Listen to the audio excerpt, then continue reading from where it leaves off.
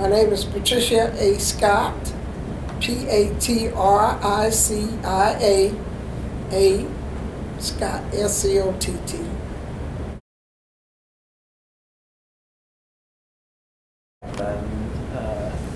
Like what you can recall, you know? From what I recall, they were basically the way they're set up today. You know, rows of single-seated students, and the teacher, of course, sat us where she felt we'd pay attention mostly. You got to sit by some of your friends, but if that didn't work out, then you got to move closer to the teacher. And the blackboard, we did a lot of blackboard work. Those kids at that age loved to come to the front and do blackboard work, so we got to do plenty of that.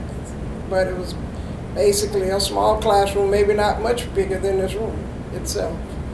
But we didn't have probably at the most about 12 to 14 kids in the class. So it was good. Did you have books and textbooks and things like that? Yeah, textbooks. Oh yeah. Jack and Jill went up the hill and see Jane run and see Tom Dick.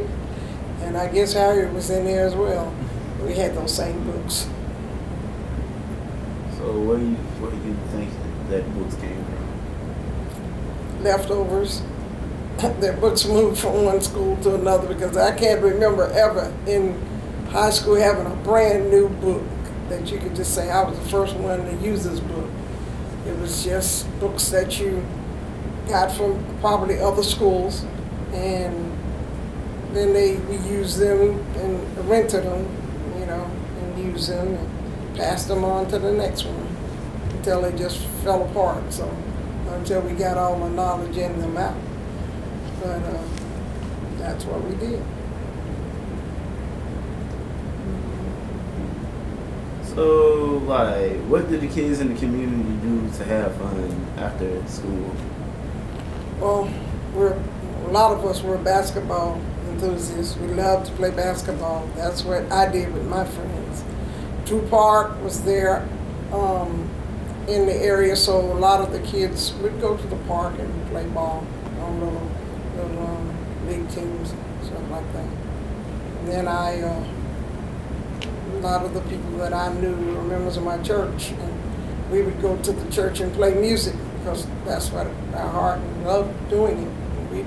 Some of us would meet there and play music at church. It was open to us to do, so we did. Floor of children in this area, and because of it, they just decided to house the second graders in that building there, or one that was there. And we were all still Carver School Elementary students, though. So nobody went to Johnson in the second grade. That was an annex of Carver. Only second graders went there. Oh, okay. It was not like it was a elementary school that housed all grades. It was just a second grade. But this was still a high school? This was a high school at that time. Oh, okay. Yes. C.A. Johnson was built to be a high school, and it was a high school at the time. Okay.